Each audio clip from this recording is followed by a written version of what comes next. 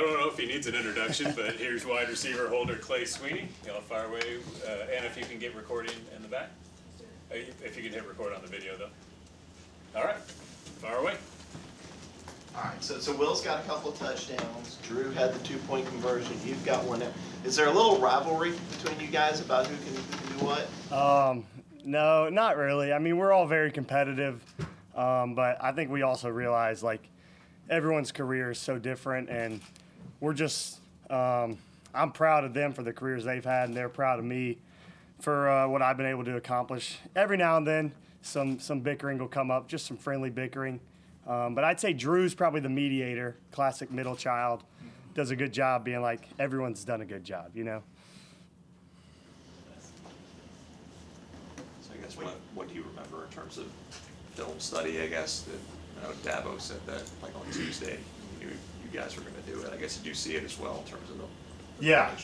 So every week, the coaches, special team staff, my dad takes a lot of pride in the special teams and the fakes. Those are kind of like his babies. But the special teams coaches, Coach Gilchrist, Coach Evans, they do a great job too. Tuesday's kind of our field goal day where we'll go through the film and stuff and talk at practice about the different looks. And he kind of walked in and was just like, boys, we got them. They were very consistent in the way they lined up all year on those extra points, and just kind of were softer on that right side. And the look was there, great play design. And he said Tuesday, he's like, first touchdown, we're running it. Sure enough, Florida State took the ball, and I was like, okay, this is about to happen. That 4th and 1, that wasn't even, we were supposed to punt it. Cade just kind of checked it himself and got the QB sneak, and I was like, okay, here we go. And then it just all happened, but it was awesome. And the look was there, because actually last year against Florida State we called a fake as well, but they changed the look. They kind of had a 5 technique instead of, we were expecting a 3 technique. So I had to like, hey, we're kicking it. Kind of like that Pat McAfee clip. But yeah, this year they were in the right look and was able to run it. It was awesome. The ball definitely broke the plane. I think so. It's in the history books, so that's all that matters. I think even more for you, I don't know, Ross may know this, how many years it's been and how many snap or how many tries, but hasn't been a bobble by Clemson holder, knock on wood. And how much pride do you guys take in that? A lot of pride. Ultimately, like, it's great that my brothers did a good job and guys before them, but like, I can only control myself and the job I do. So I take a lot of pride in it. I spend a lot of time with the snappers and Nolan working on it, because it's really just a craft, just like anything else. If you want to be a good baseball player, you got to get in the batting cages. If you want to be a good quarterback, you got to throw a lot of passes. You want to be a good holder, you got to catch a lot of snaps. So it's just like anything, where you put your emphasis, that's the outcome you get. But I do take a lot of pride in it, and it's an important job that hopefully stays under the radar. But it was good. Does it help that you've had Casper and Flo for so long together that, you guys kind of know each other inside and out? Absolutely, yeah. Holden Casperson's been amazing. He is like 99% lights out. Rarely do I ever have to spin the laces. If he ever does have one at practice, I got to make sure he knows, just so he knows he's not perfect. But no, he has been unbelievable, and it gives me a ton of confidence on the field, because I just know every time the ball is going to be right where I need it. And it gives Nolan a lot of confidence too, because it's just so smooth that he's seen a million times. But yeah, just having veteran snappers, it makes a huge difference.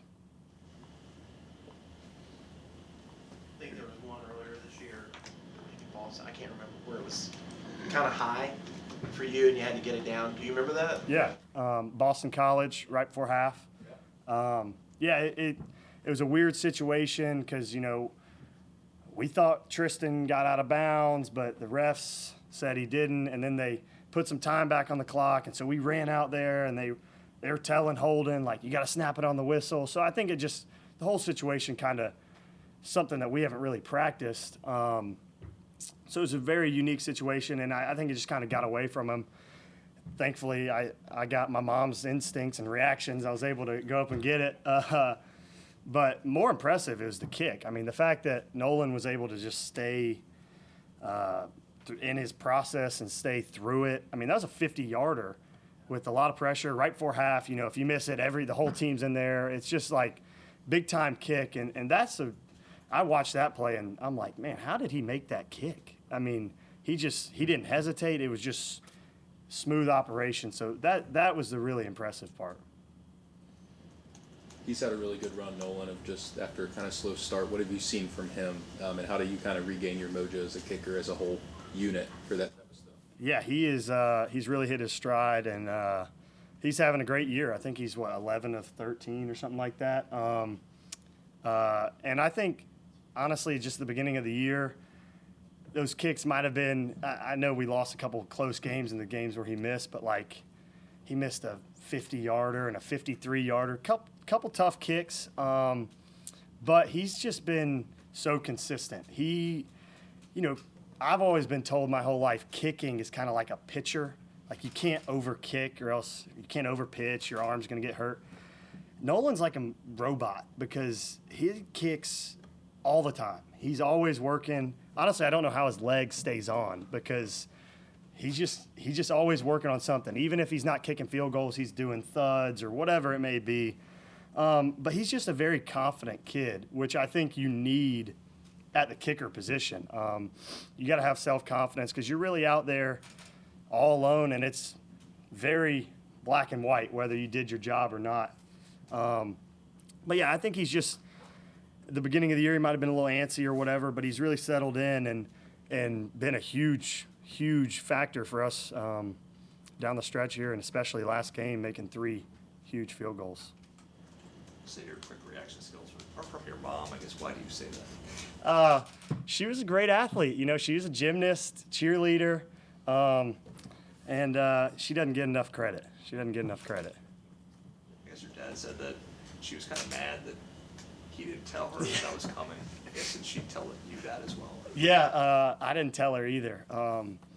She came up to me on the field after the game, and she was like, "Why did nobody tell me?" And I was like, "Hey, it's top secret." Yeah, I just never really thought about telling her because I figured my dad would have. And I don't really see her as much during the week. But yeah, I guess nobody informed her. I think my sister-in-law, right before it happened, was like, "Hey, they're faking this." And she was like, "What?" It's probably good, though. She probably would have been freaking out all week. I don't know if she has too good of a poker face, so. Think you might have gone and placed a prop bet on you? Yeah. Popped up on FanDuel, or like, huh? Yeah. This season obviously been a unique challenge. I guess just knowing, obviously you have a special relationship with the head coach, more than just the head coach to you. How have you seen him kind of navigate this season that obviously hasn't gone as expected, trying to push the right buttons and keep stuff Yeah. going? Obviously in a season like this, it's an extremely difficult spot to be the leader because everyone looks towards you. And but I think he's built for it, and I think he's done an incredible job steering the ship, keeping everyone in the right direction, players, staff, everyone. He's done such a good job each week coming in, giving the right message to the team, and I think the guys have responded because, we've had some heartbreaking losses, but each week, I know he's said this a million times, but like the guys have really been practicing hard. The guys haven't quit. The seniors, the leaders we got are really strong, like just human beings. And I think it's a testament to the leadership that my dad's had, and I think it's a great opportunity that he hasn't had in a long time. And throughout this season, there's been a lot of conversations that we've had and he's had with former players, current players, colleagues that I don't think he would trade. And I think those those moments go a long way and ultimately will be a part of building something special in the future. And you'll look back and be like, man, couldn't have done it without 2025. I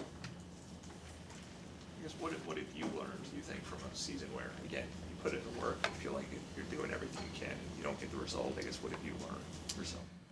Oh man, that's a great question. I think it just gives you a deeper appreciation for the relationships and the people, because there's 130 something teams. Like everyone works hard. Everyone, has the hard summer workouts and the practices, and everyone has good coaches and spends a lot of hours game planning and meeting and all that. And everyone wants to win, but winning is really hard. And I think I've got a deeper appreciation for what winning requires on game day and the things that are non-negotiable. And also just how, seasons can get really long and grueling, and just enjoying the everyday relationships with people. Because ultimately in college football, I'm